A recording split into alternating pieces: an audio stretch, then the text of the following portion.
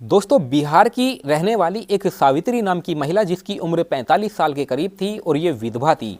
इसका पति नहीं था। 3 साल पहले एक बीमारी के चलते इसके पति का देहांत हो चुका था। इसकी एक बेटी होती है जिसका नाम नेहा होता है। नेहा की उसने 6 महीने पहले ही शादी कर दी थी। अब सावित्री अपने घर पे अकेली रहने लगती है। उसको अकेलापन काट खाने को दौड़ने लगता है। उसका अकेलापन कटता ही नहीं है। इसी चक्कर में दोस्तों वो अपने आप से कुछ फैसला करती है और हर रोज़ वो एक कड़वे तेल की बोतल रात के समय में साथ लेके अपने घर के सामने बने हुए सुनसान जंगल में जाती है और तकरीबन 2-3 घंटे वहाँ पर रहती है और फिर आ जाती है। दोस्तों, एक दिन इसका दामाद और इसकी बेटी इसके घर पे आ जाते हैं। जो सावित्री होती है वो अपने दामाद और अपनी बेटी का अच्छे से खातिरदारी करती है, अच्छे से खाना पीना खिलाती है और फिर रात के समय में सब लोग सो जाते हैं। तभी जो सावित्री होती है वो अपने कमरे में से एक कड़वे तेल की बोतल निकाल के लाती है और सिरहाने रखकर सो जाती है। अब ये सब गतिविधि उसका दामाद देख लेता है।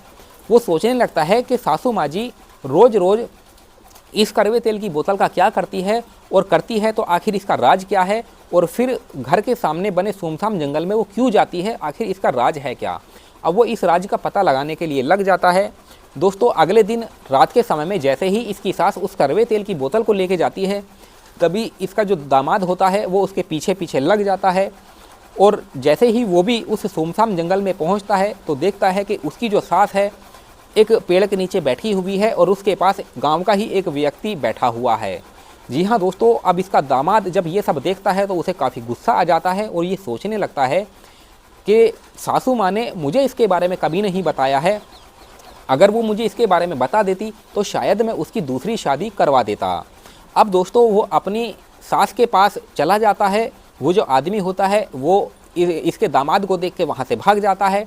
अब ये दामाद जो होता है वो सास से पूछने लगता है कि सासू माँ जी, तुम्हें इस चीज़ की क्या ज़रूरत थी? अगर ज़रूरत भी थी तो तुम मुझे बता सकती थी। मैं एक ऐसे आदमी से तुम्हारी शादी करवा देता जो तुम्हारा अच्छे से ख्याल रखता, तुम्हारे साथ अपनी ज़िंदगी को जीता, लेकिन तुमने गलत रास्ता चुना। अब सावित्री अपने दामाद के सामने हाथ जोड़ के खड़ी हो जाती है और उससे कहती है कि दामाद जी, मुझे माफ़ कर दो, मुझसे बहुत बड़ी गलती हो गई है और इसके बारे में तुम मेरी बेटी से बिल्कुल भी मत बताना। अब ये जो इसका दामाद होता है वो उससे कहता है कि ठीक है, नहीं बताऊंगा, लेकिन तुम्हें ये गलत काम आज के बाद नहीं करना है। मैं तुम्हारी एक आदमी से शादी करवा दूंगा, उससे मेरी अच्छी खासी जान पहचान है और वो आदमी मेरी बात को टालेगा नहीं।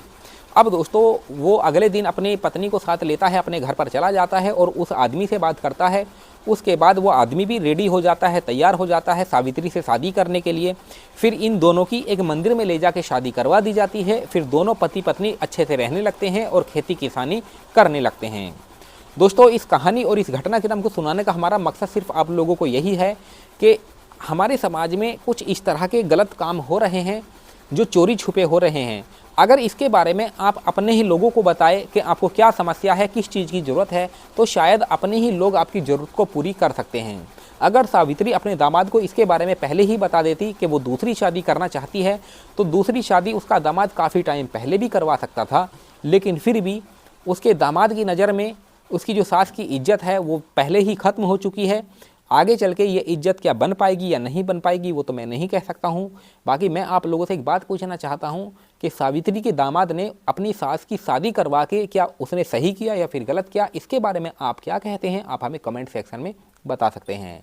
बाकी दोस्तों, मिलते हैं फिर किसी और वीडियो में। चलिए, धन्यवाद।